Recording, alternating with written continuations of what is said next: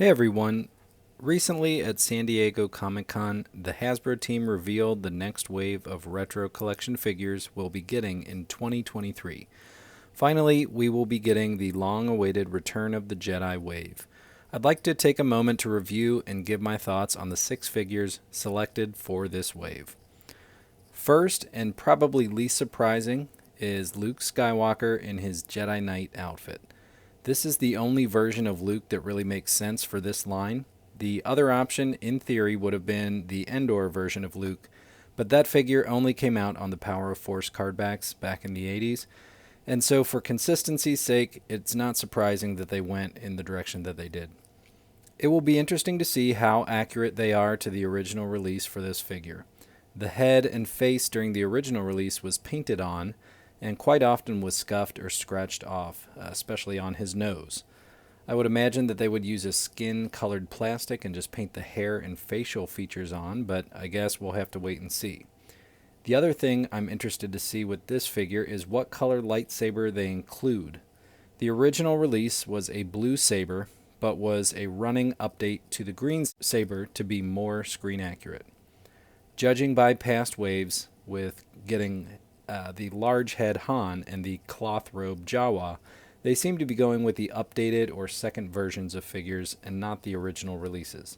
So for this reason, my money is on the green saber with Luke. Next up, we are getting Han Solo in his Endor trench coat. This was another obvious choice for me. Luke, Han, and Leia are pretty much guaranteed to be included in each of these waves. And with this being the only version of Han that came on the Return of the Jedi cardback, this one was all but certain to be included as well.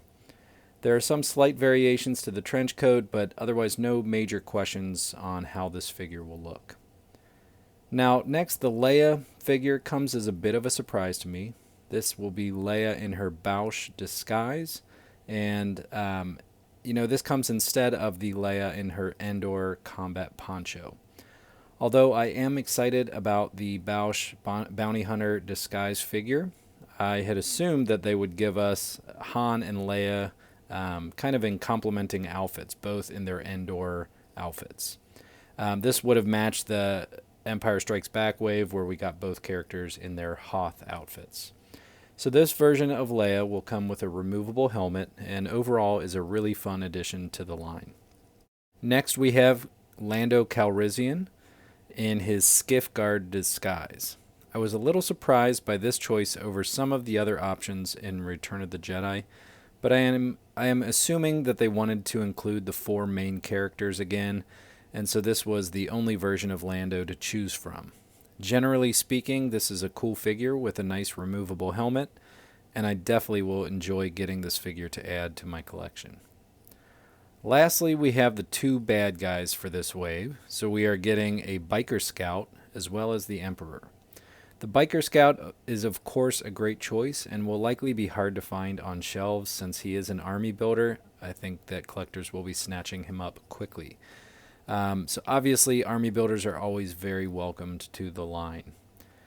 And then we will also be getting the Emperor, which of course is a great addition and will look really nice up against Jedi Knight Luke.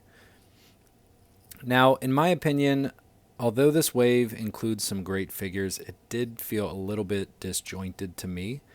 We get 2 figures from kind of a Death Star scene with Jedi Luke and the Emperor. We get 2 figures from a Jabba's palace scene with Leia and Lando. And then 2 figures from Endor with Han and the Biker Scout. I guess this is similar to how the Empire Strikes Back wave was, but I really had expected them to lean more towards the Endor characters, with Endor, Han, and Leia, a Biker Scout, and maybe Wicket or another Ewok.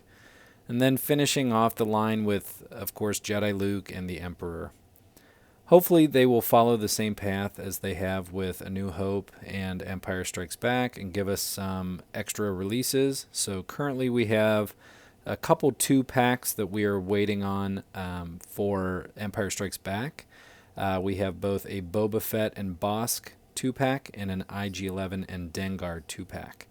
And I expect that we will get an announcement soon, maybe at Hasbro PulseCon, for a 2-pack including Forlom and Zuckuss.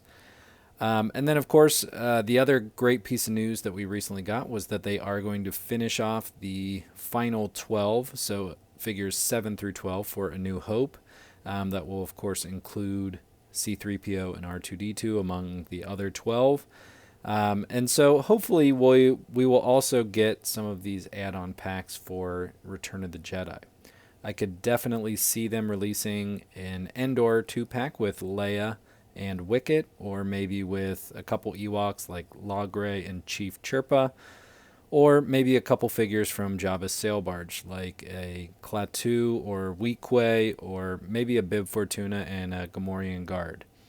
I'd have to think that when they're making these selections for figures, they are considering, what collectors could use with their play sets that they have bought recently for the vintage collection.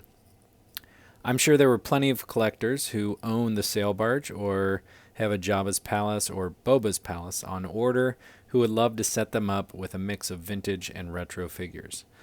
This has been one of the great things about getting a couple waves from the Mandalorian. They can be set up easily with the Razor Crest and look really nice. We also can use them in the Navarro Cantina set. So what are your thoughts on this wave? Are you happy with the selection of figures, or do you wish they would have gone a different direction? Let me know below in the comments what figures you would have liked to see that we are not getting. Please make sure to like this video if you enjoyed it, and subscribe to the channel to stay up to date on all of our Star Wars toy reviews and discussions. Thanks, and may the Force be with you.